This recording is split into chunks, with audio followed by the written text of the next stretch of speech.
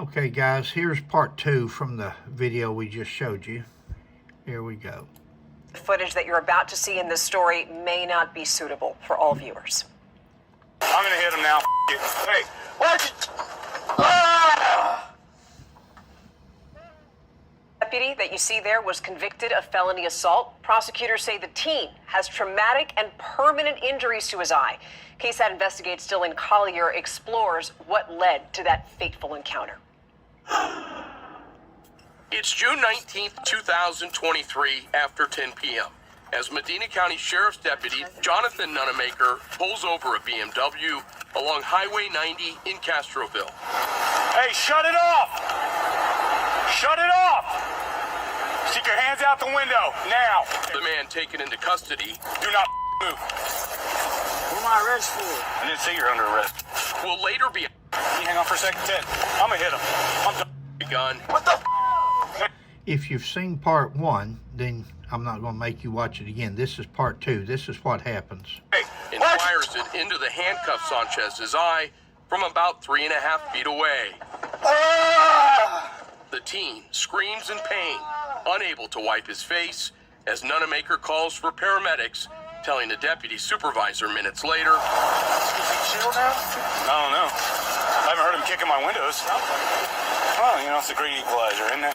Well, he never kicked his windows anymore because the officer had no windows to kick. He's sitting in prison.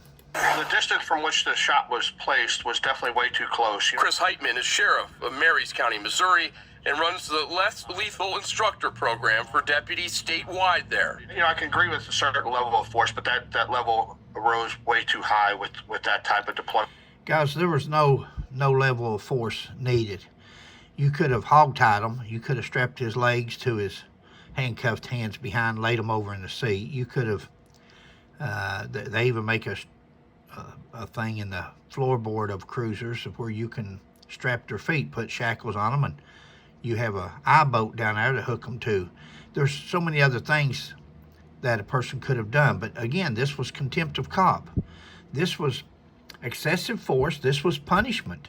Nothing more than punishment. Just like you see the guys do with their tasers, how they continually tase when they don't have to and the person's already handcuffed. That's brutality.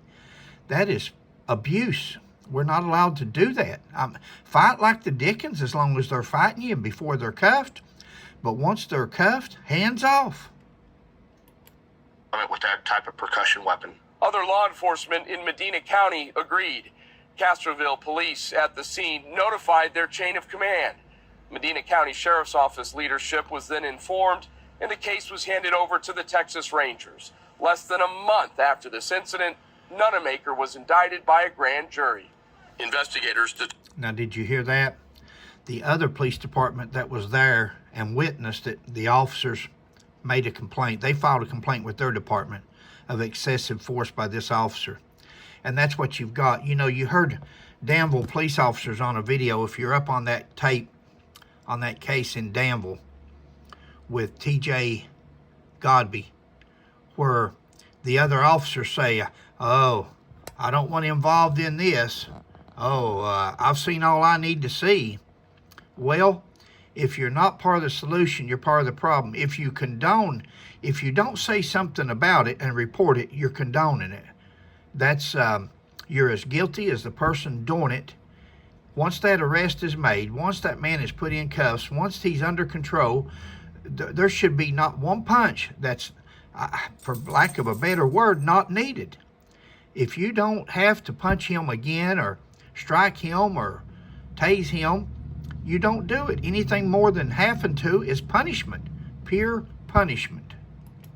determined the pepper spray had been discharged from the weapon at a speed of over 400 miles per hour. The solution, measuring at 4 million Scoville units, nearly twice as pungent as the chip from the infamous one-chip challenge. At trial in May, it took the jury less than an hour of deliberations to convict Nunemaker on both counts of aggravated assault by a public servant. He was given 7 years probation and is no longer eligible to maintain a peace officer's license. A lot of it was emotion. The officers acted on emotion. You could tell he was getting extremely frustrated by the video, and he acted out of emotion rather than. He acted out of contempt of cop. In the 3rd grade, teacher comes in and says, sit down, I'm not telling you again. You come home with a bad report card. Your father whips you for it, says, I'm not telling you again. And you're raised with this mentality, and you tell him, I said, sit there and don't kick my door again. Well, he kicks the door again, and what does he get? Well, the officer gets 7 years probation, and he's now a convicted felon. The training he was probably provided. See, all that pain is by yourself. Lots of poor choices tonight. For KSAT Investigate. Lots of poor choices tonight, the officer says. Yes. Yes, there was, officer.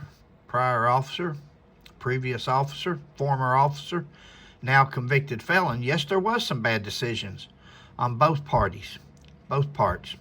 You had a good arrest. You had the man in custody, searching the car. Everything was fine. Plenty of officers there. He's not going to hurt that car. Gave up your career, gave up your job, your reputation, all because of contempt of cop mentality. Don't fall for that, guys. Ease up on people. Get those vests off on the outer side of your vehicle. Put your regular clothes on. Put your vest underneath your shirt if you want to wear a vest. You don't have to walk around like Hulk Hogan. You don't have to walk around like a Roman knight looking for a battle. Walk around like the regular people walk around.